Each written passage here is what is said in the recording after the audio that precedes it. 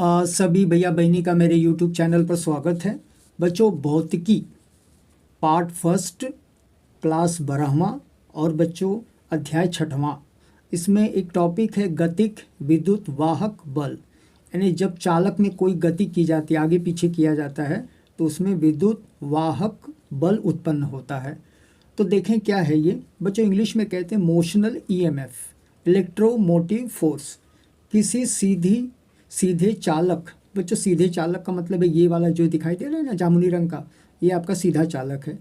चुंबकीय क्षेत्र, तो बच्चों ये जो लाल लाल क्रॉस किया है ऐसे, ये चुंबकीय क्षेत्र में गति कराने पर, तो बच्चों इसको क्या किया जाता है, ये ऐसे इसको आगे पीछे, तो ऐसे ज़मीन पे रख कर करेंगे तो दिक्कत होगी, तो इसलिए नीचे एक आयताकार चालक लिया जाता है और उसी पर इसे ऐसे जो है पीछे की ओर किया जाता है। तो बच्चों आइए इसका नामांकन करें। तो ये नाम होगा P, ये होगा Q, ये होगा R और ये होगा S। PQ इस चालक का नाम है और PQRS अंदर आयताकार बनता है। तो बच्चों अगर आयताकार बनता है तो ये लंबाई होगी, ये चौड़ाई होगी, ये भी L होगा, ये भी B होगा। तो लंबाई चौड़ाई आयताकार का क्षेत्रफल है। बच्चों ये जो क्रॉस किया है ये आपका रहेगा B। तो बच्चे लोग कहते हैं PQ को पीछे करने पर, PQ को पीछे से पीछे करिए, और जब पीछे करेंगे तो ये वेग इसको कहेंगे। चुंबकीय क्षेत्र के फ्लक्स में, तो बच्चों फ्लक्स में क्या होता है, परिवर्तन होता है। तो आइए देखें फ्लक्स में कैसे परिवर्तन होता है बच्चों। तो हमें लिखना है फ्लक्स, और हमें मालूम है कि चुंबकीय क्षेत्र B और ये क्षेत्रफल का गुणान होगा BA। A क्या है बच्चों, ये आयताकार जो है इसी का क्षेत्रफल है। तो क्षेत्रफल कैसे रहता है, लंबाई का चौड़ाई से गुणान, तो L क्रॉस यानी L गुणते B, क्रॉस नहीं। अब इसमें हम लोग क्या करेंगे, मान रखेंगे बराबर BL और लिखेंगे B। इसको डालेंगे समीकरण 1। बच्चों जब फ्लक्स में परिवर्तन होता है तो विद्युत वाहक बल बनता है। तो हम लोग लिखेंगे फ्लक्स में परिवर्तन, फ्लक्स में परिवर्तन के कारण विद्युत वाहक बल, विद्युत वाहक बल उत्पन्न होता है।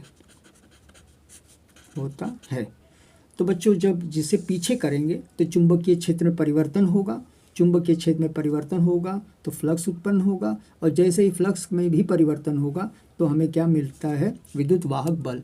बच्चों अंग्रेजी अक्षर ई से इसे क्या करते हैं, संबोधित करते हैं। तो आइए देखें इसका सूत्र क्या है। तो बच्चों फैराडे का दूसरा नियम से ये जो सूत्र है माइनस एन यानी फेरों की संख्या, डी फ्लक्स यानी फ्लक्स में परिवर्तन बटे डेल्टा T।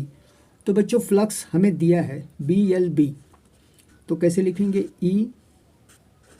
E बराबर माइनस एन डी लिखेंगे और फ्लक्स की जगह लिखेंगे BLP ऐसे कोष्टक में, और बटे लिखेंगे DT।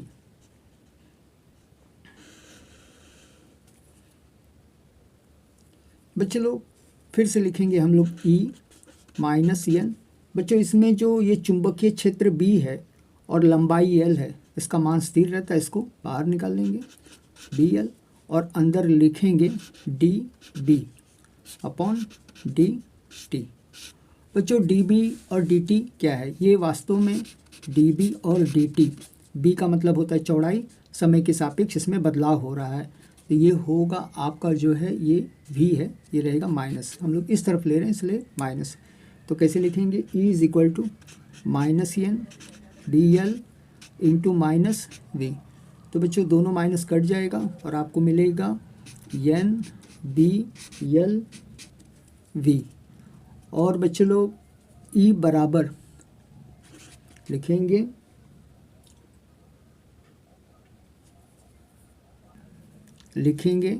BL V। एन का मान हम लोग डाल देंगे एन यानी फेरों की संख्या 1 है। तो बच्चों मुझे आशा ही नहीं विश्वास है कि आपको वीडियो ज़रूर पसंद आया होगा। बच्चों लाइक करिए, कमेंट करिए और शेयर करिए। धन्यवाद।